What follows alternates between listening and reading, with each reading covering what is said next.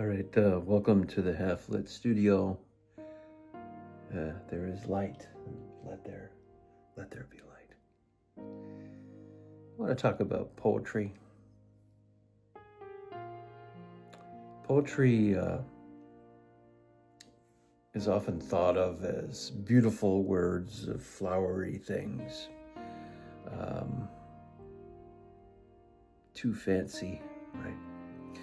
I've come to believe it begins somewhere much deeper. Poetry is born where the heart meets experience. Joy and sorrow learn to speak the same language. The words are simply the bridge. If there's one thing all poets really need to know, it is this: the world does not need perfection, but it needs honesty.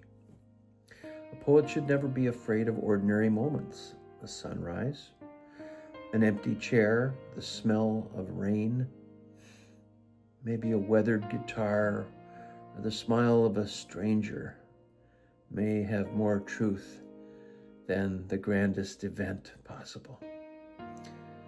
Poets also need to know that suffering, while never desirable, can become a compassionate teacher.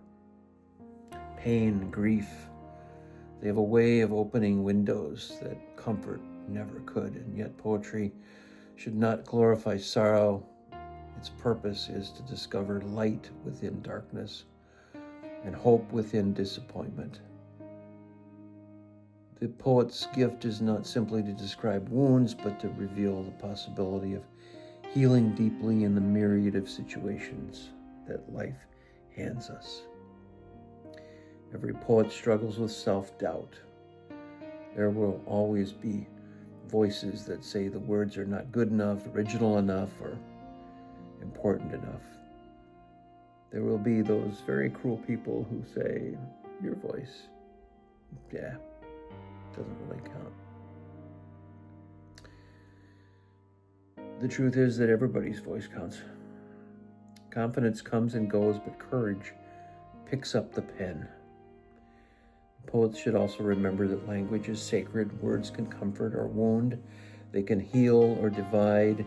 They can inspire or discourage. Every line carries some responsibility. The goal is not merely to sound clever, but to leave the reader with something worth carrying home.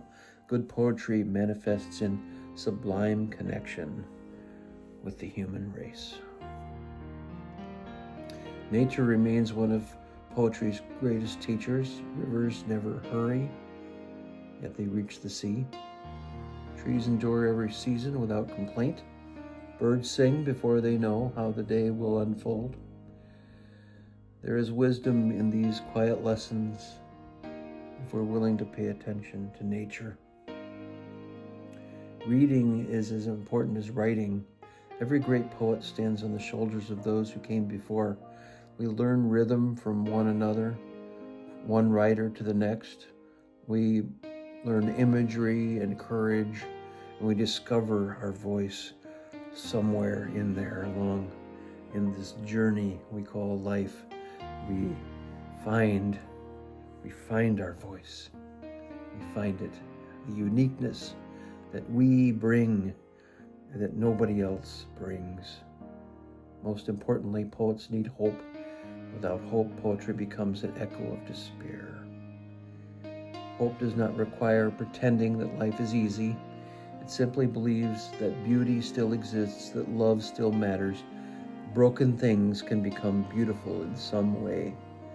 Hope is the quiet light that keeps the poet writing when the page feels empty.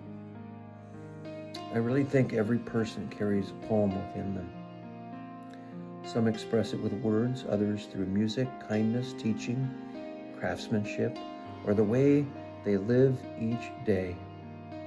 Poetry is not confined to books. It is found wherever someone chooses truth over pretense, compassion over indifference, wonder over cynicism, hope over sarcasm. If I could offer one final thought to every poet, this is what it would be. Write from the place that cannot lie. Write from what moves your soul. Write what teaches you humility. Write what gives others permission to feel and to forgive and to remember and to hope. In the end, readers may forget the exact words of a poem, but they will remember how it made them feel.